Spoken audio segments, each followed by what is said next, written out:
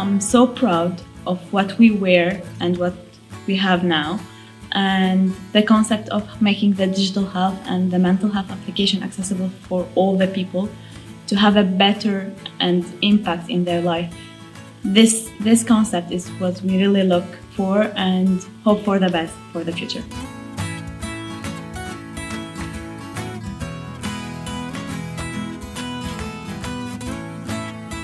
And I started my own business, and Andy was a part of that in the early days.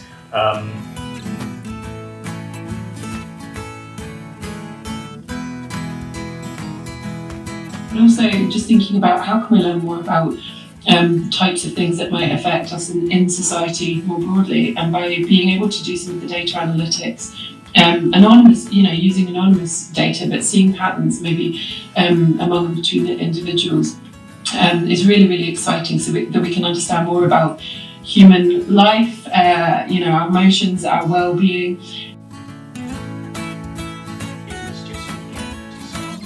And the more they share, the more we'll be able to give them in terms of benchmarking. So when we see a certain demographic hitting a certain metric, we may in the future be able to say, here's an interesting piece of information about profiles that are very similar to yourselves, and here's the kind of things that help them, activities.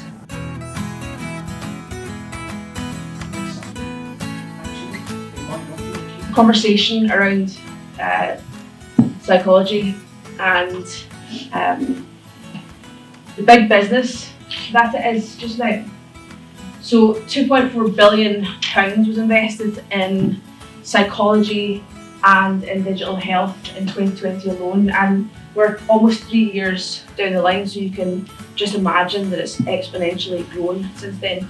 It is big business.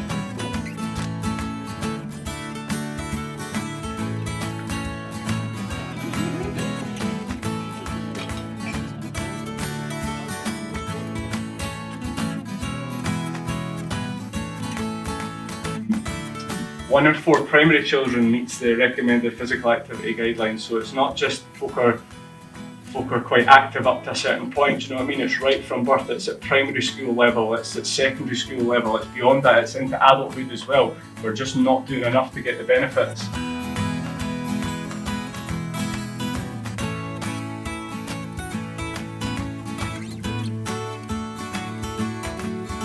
This is the main analytics dashboard. So we have like the first section, which is basically some KPIs for the group.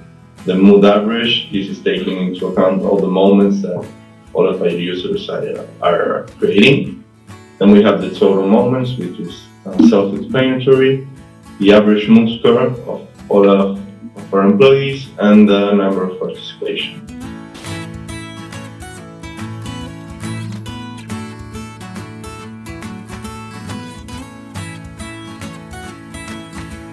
A lot of language that was used that shouldn't have been used, there was a lot of behaviours that shouldn't have been there, there was just a lot of stuff that we didn't know about, and that was just really prevalent in my life growing up. And so when I'll talk about the first sort of substance being alcohol.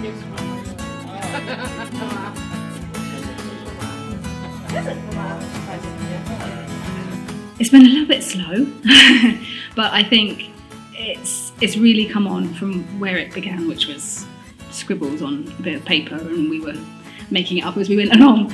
So to now have a fully functional app that really does look pretty good and that we'd be proud to put out in front of people, I think it's a real step forward, and I can't wait to see where we get to.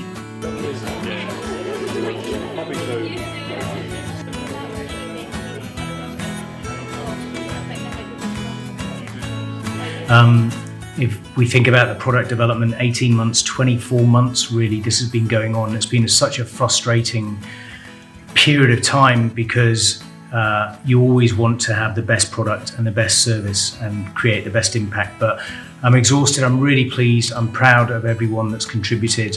I think I got a bit emotional at one stage when I was introducing Aidan, but what a story that was. So now I guess attention turns for us to raising awareness in the market, testing, feedback loops, refining, evolving the product. Hopefully it will be the best it can possibly be, and we're always on that journey. We'll never stop learning. We always want to create the best impact we can and positively change people's lives.